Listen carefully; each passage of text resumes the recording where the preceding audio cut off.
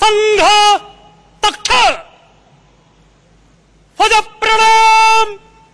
1 2 3।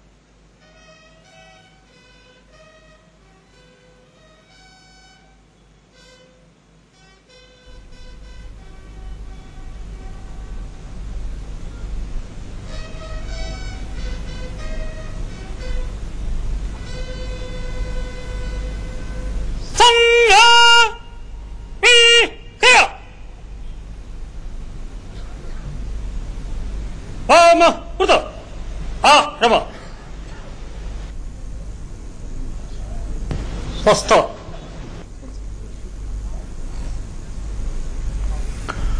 तो प्रणब मुखर्जी के जिस भाषण का इंतजार हो रहा था वो खत्म हो चुका है।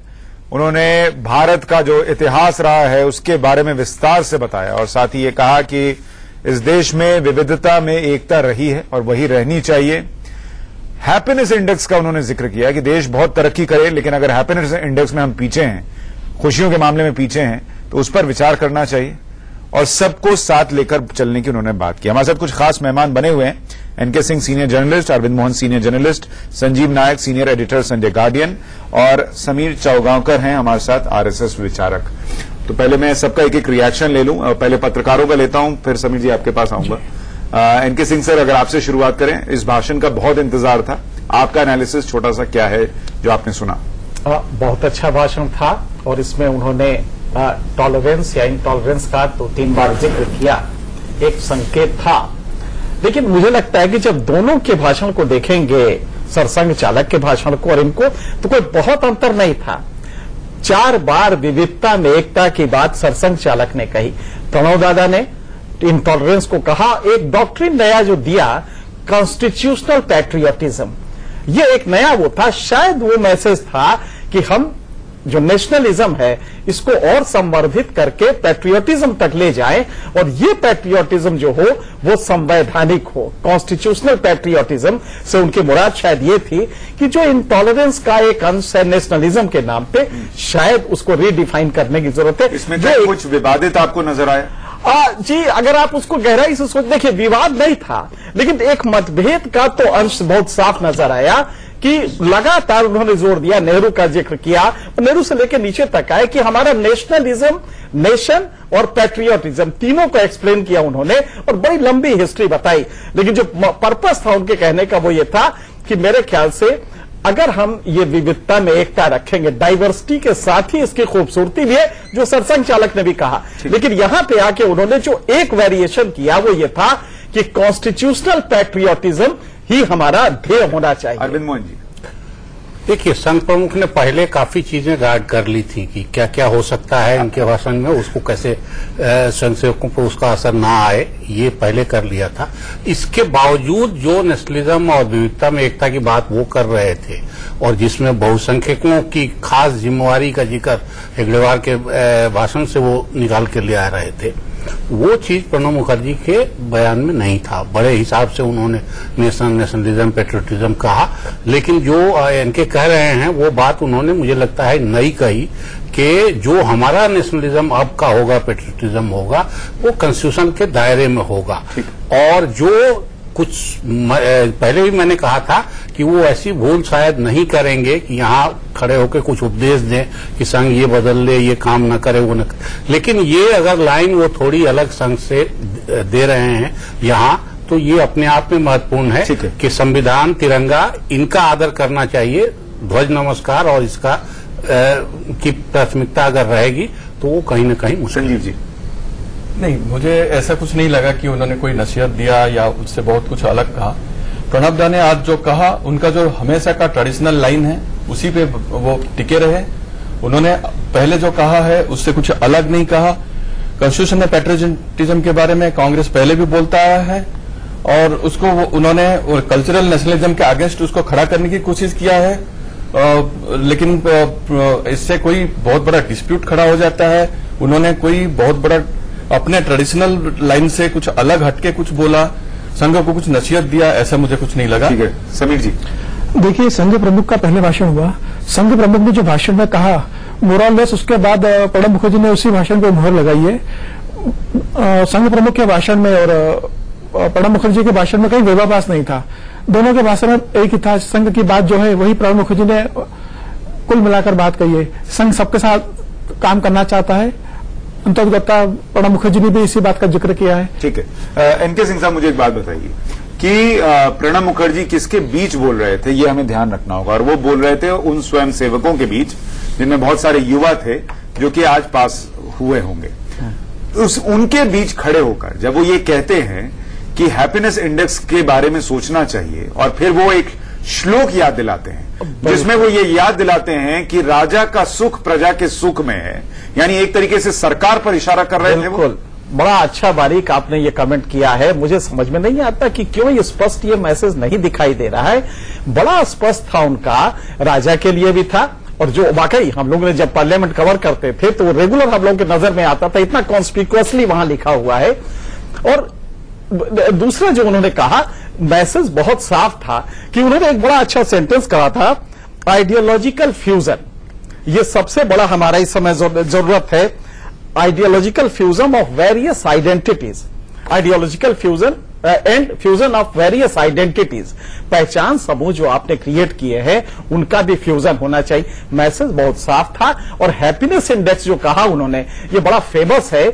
आज आप गौर करें, ग्लोबल हैप्पीनेस इंडेक्स आया था, भारत 133वें नंबर पे है। आखिर वजह क्या है? अगर हम जीडीपी हमारा बढ़ रहा है तो यही वो मैसेज दिया था कि हैप्पीनेस इससे नहीं आएगा, और इसके लिए हमें सारी कोशिश करनी पड़ेगी। जो नए जो तृतीय वर्ग का था, जो यंग युवा थे वहां पे, जो संघ अब वो बनेंगे, संघ के स्वयंसेवक बनेंगे, उनके लिए ये मैसेज था कि इस पीस के लिए तत्पर रहें। तो मेरे ख्याल से मैसेज बहुत लाउड एंड क्लियर था। क्या ये सरकार के लिए भी मैसेज था कि आप डेटा गिनाइएगा कि जीडीपी यहां है और वहां है, लेकिन अगर प्रजा खुश नहीं है, लोग खुश नहीं है, तो फायदा नहीं है? उससे भी कई चीजें, मुझे तो बल्कि कई नई चीजें लगी। जैसे उन्होंने हिंदू मुस्लिम सिख ईसाई वाली बात बार बार हम लोग कहते रहे हैं।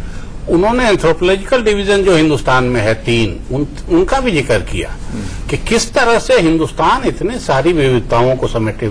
जो विविधता वो कह रहे हैं, सेंटेंस उनका था, intolerance will lead to end of uniqueness. ये जो हमारा यूनिक एक वो है कल्चर, ये खत्म हो जाएगा अगर। मुझे लगता है कि जो मौका था, जिस जगह खड़े होकर बोल रहे थे, इससे ज्यादा वो बोलते तो विवाद नहीं, अच्छा नहीं रहता। वो गरिमा के खिलाफ था। एक चीज और भी आप देखेंगे, यही लगभग बात सरसंघ चालक में पहली बार मैं पूछना चाह रहा था, दीनदयाल जी के बाद मैंने आज पहली बार संघ में देखा कि इतना फोकस्ड विजन था सरसंघ चालक का, जब उन्होंने 4 बार विविधता में एकता को डिफाइन किया। ये मुझे याद आता है कि जब 65 में दीनदयाल जी बीज भाषण अपना दे रहे थे, जिस इंटीग्रल ह्यूमनिज्म, एकात्म मानववाद का, उसमें तीसरे भाषण में उन्होंने इसको बहुत ही विस्तार से इलेबोरेट किया। लगभग वही अंश आज हमें सरसंघ चालक जी के इस भाषण में लगा। मैं दोनों को देख रहा हूं, मेरे ख्याल से आप उससे बात करेंगे। हमारे साथ हमारे मैनेजिंग एडिटर राणा यशवंत भी जुड़ गए हैं। राणा जी, आप एक तो इस भाषण को, आपका एनालिसिस क्या कहता है? बहुत इंतजार था इस भाषण का। और दूसरा, जिस तरीके से मोहन भागवत ने पहले कई बार ये कह दिया, विविधता में एकता का जिक्र कर दिया, प्रणब मुखर्जी ने उसके बाद जो कहा, उसका प्रभाव आरएसएस पर निशाना था या सरकार पर निशाना था, उस लिहाज से थोड़ा कम हो गया? 2 बातें सुशांत मैं जरूर कहना चाहूंगा। एक तो प्रणब मुखर्जी के जाने की वजह से संघ प्रमुख को सुनने का मौका पूरे देश को मिला और संघ की विचारधारा से लोग वाकिफ हुए। संघ प्रमुख ने जो कुछ भी कहा है उम्दा कहा है। हिंदुस्तान जो कि बहुत सारी भाषाओं, नस्लों, जाति, धर्म के बीच में बटा हुआ इतना बड़ा देश है, उसके लिए जो संदेश जाना चाहिए संघ जैसे संगठन के किसी प्रमुख के जरिए वो गया है। ठीक है, उन्होंने अपनी बात रखी है, लेकिन मैं बार बार इस बात का हामी रहा कि प्रणब मुखर्जी कांग्रेस के नेता हैं, तो लोकतंत्र के भीतर क्या विरोधी विचारधारा किसी व्यक्ति का विरोधी संगठन या विरोधी विचारधारा का संगठन, संस्था, पार्टी या व्यक्ति के यहां जाना गलत है? नहीं है। प्रणब मुखर्जी ने आज जो अपनी बात रखी है वह उन्होंने कांग्रेस की जो परंपरा रही है उसके लिहाज से ही रखी है। उन्होंने नेहरू का जिक्र किया, उन्होंने तिलक का जिक्र किया, उन्होंने गुरुदेव का भी जिक्र किया, लेकिन जो मोटी बात है उन्होंने 3 बातें कही हैं, जिन 3 बातों का जिक्र कहीं न कहीं इस पूरी चर्चा में हुआ है, लेकिन देश को भी जानना चाहिए। उन्होंने कहा कि जो आज की तारीख में माहौल है और जिस तरह से हिंसा, टकराव की खबरें आती हैं वह ठीक नहीं है। राजा का धर्म जो होता है वह धर्म संसद में जाते समय गेट नंबर 6 से दाखिल होते हैं तो आपको वो लिखा हुआ मिलता है श्लोक चाणक्य का। और हिंदुस्तान में यह जो democracy for people by people, यह जो नई परिभाषा थी हिंदुस्तान के लिए, परंपरा से ही परिभाषा रही। चाणक्य ने जनता को केंद्र में रखा है और यही हमारी परिभाषा है। तीसरी बात उन्होंने ये कही कि जो हिंदुस्तान का राष्ट्रवाद है उसको अगर आप मानते हैं तो आपकी आस्था संविधान के प्रति होनी चाहिए, यानी कि जो कॉन्स्टिट्यूशनल नेशनलिज्म है वही आपका इंट्रूसिव नेशनलिज्म है।